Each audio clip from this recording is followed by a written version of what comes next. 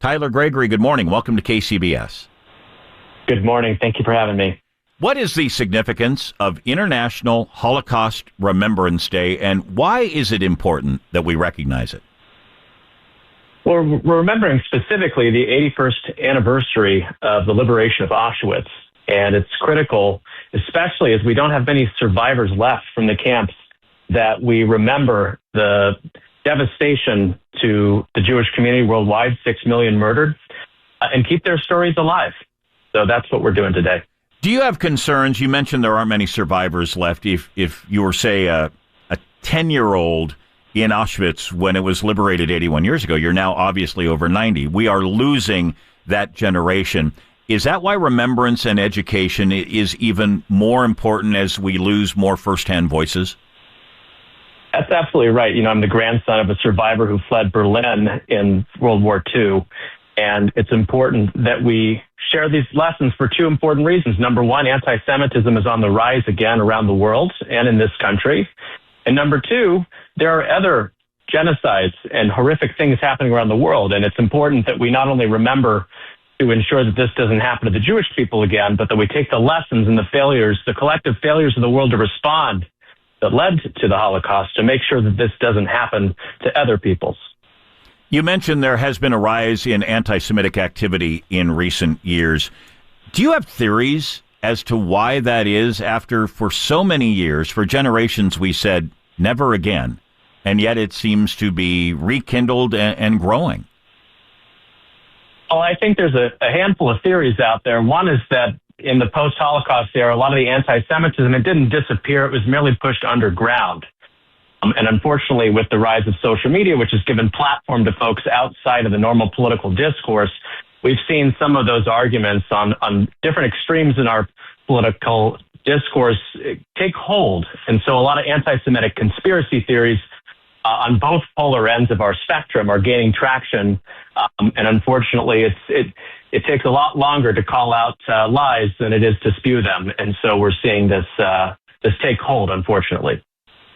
How concerned are you about online hate and online misinformation and the resurgence of neo-Nazi groups online? We're very concerned about their ability to spew misinformation. We're very concerned about how they are organizing. But more importantly, we're concerned about the lack of education around these things. If students and the general public don't have the tools to tell these kind of misinformation from truth, you know, our country's in trouble. So it's really important, whether we have survivors to bring into schools or we include Holocaust education in our K-12 curriculum, that we don't forget about this horrific thing, not only for the Jewish community's sake, but for everyone. How is the Holocaust taught today? Thankfully, it's part of the California curriculum to teach this in schools. But what's really important for your listeners is to encourage, if you've got kids in schools, make sure that that's included in the curriculum, that they're doing active remembrance around it, bringing in survivors that speak about their experiences or descendants of survivors so that we can have these conversations in the classrooms. These things can be immense to discuss. And sometimes storytelling is really what brings it back and hits home. So when we see these numbers like 6 million, it's really hard to process. And so sometimes using storytelling can be much more effective. How has education changed as time has passed? As we've talked about, the population of first-hand witnesses is dwindling. You don't have as many first-hand survivors who can come in and speak. Does that change how it's taught? It certainly changes how it's taught. Thankfully, there's a number of wonderful projects like the USC Shoah Foundation. That's Steven Spielberg's initiated foundation after Schindler's List, for many of your viewers remember that is gathering testimonies and gathering thousands and thousands of stories of survivors so that we can have these video banks and teach a lot of these things in the classroom through these stories. So we have to make sure that those stories that are untold, that are still out there, that we're collecting them while they're still with us. But certainly if we have the opportunity to bring in a live survivor, and there are many still sharing their stories, that we can do that across our state. You know, it's interesting. I think those of us who have had elderly parents or grandparents, after it's too late, we say, boy, I wish I would have sat down with a video camera and done an interview with grandpa or with dad or with mom or something like that. I know that there have been projects that have done exactly that with Holocaust survivors. And so firsthand survivors will really live on in perpetuity. That's right. And it's so important to keep those memories alive, not only to honor them, but to make sure that we don't make the same mistakes that our country and the world made in the lead up to World War II and stopping these camps from forming and stopping the Holocaust from happening in the first place. So that's why it's so critical that we continue to share these stories. You know, we've seen many instances of anti-Semitism in the U.S. linked to the conflict in Gaza between Israel and Hamas. How have you seen the Jewish community in the Bay Area respond to that? Well, what I would say for our viewers is this is not the first time that a community in this country has been scapegoated for foreign conflict. Certainly, we saw a rise of anti-Asian hate because of the COVID virus and how China was blamed for that. Asian Americans often faced a form of hate for that as well. And so we're seeing something similar happen with the Israel-Gaza war related to Hamas happen to the Jewish community. And so it's really important for viewers to remember that there are a variety of connections to, relationships with, and opinions about Israel and its government, and that there should never be a form of collective punishment faced by the Jewish people or any other people because of the actions of a foreign government. Unfortunately, that's exactly what we're seeing.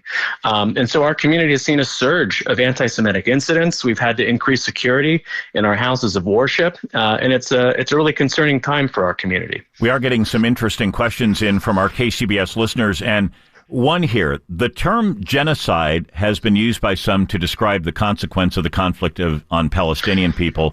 How do you respond given the historical Jewish experiences with the Holocaust, a genocide? Well, let me first acknowledge the pain that Palestinians are experiencing. It's real, it's undeniable, and it's something that, regardless of how you feel about the war, we need to have a lot of empathy for what they're experiencing. The term genocide was created actually because of what happened with the Holocaust, and that's a systematic destruction of a people. And the Israeli government, there is plenty of room to question many of their tactics. Their goal was to uproot and eliminate Hamas, a terrorist organization, after October 7th. And certainly Gaza's population is near what it was before the war. And so we really have to be careful with our words, especially because of what the Jewish community experienced. We can have other tools and other words to describe what's happening in Gaza and the trauma of the Palestinian people today without weaponizing the Jewish community's pain. And we understand how complicated that is. But if you're concerned about it, ask a Jewish friend, ask a Jewish community member close to you, and you can have a conversation about this, because often people are too scared to know how to talk about this without offending somebody. Yeah, offending somebody or seeming, like we're patronizing somebody by asking about it. So you're saying it's okay? Tell us about what you're feeling? I think it's important that Israelis, Palestinians, Jews, and Arabs that have been directly impacted by the war be acknowledged without making this a zero-sum game. Too often it's pitting one community against each other. The reality is we're two minority communities that need to live side by side in safety, peace, and security in this country, and yet we're all feeling vulnerable because of the war. And so I think it's important, as people are figuring out how to grapple with this foreign conflict, that we bring it back home and think first about how to support the local Jewish and Palestinian communities that are experiencing a lot of pain and often trauma because of what happened overseas. Another question emailed to us by a KCBS listener, emailed to askus@kcbsradio.com. The world seems less empathetic to me today. Would you agree? I would agree, and I think it's because everyone is in their silos, and I think that's one impact of social media. It's one impact of our political discourse today. But when you knock on your neighbor's door and you're in community, or you got your kids, classmates, parents in your living room, you realize that we're not all so different. And what we read online and what we listen to is not often, how polarized we are when we engage in person. And so it seems radical today, but really we got to get back to basics and get to know our neighbors who are different than us. And it's because we shut that out, in the lead up to World War II, that a foreign community, in this case the Jewish community in Europe, was able to be scapegoated in this way because people didn't have a better understanding of who they were. They were the other. And so we have to make sure that other communities around us and our own neighborhoods here are not treated as or seen as the other. That can lead us down a dark path. I think most of us, most who are listening right now, would like to do something to try to combat hate, or specifically combat anti-Semitism. What can individuals do to help with combating hate, anti-Semitism, anti-Arab sentiment, anti-Asian sentiment? What can we do in our daily lives? Well, number one, I think it's really important that we understand you don't have to be an expert or a professional working on these issues like me to make a difference. You all have diverse communities in your own personal and professional relationships, and that's really where we need to start.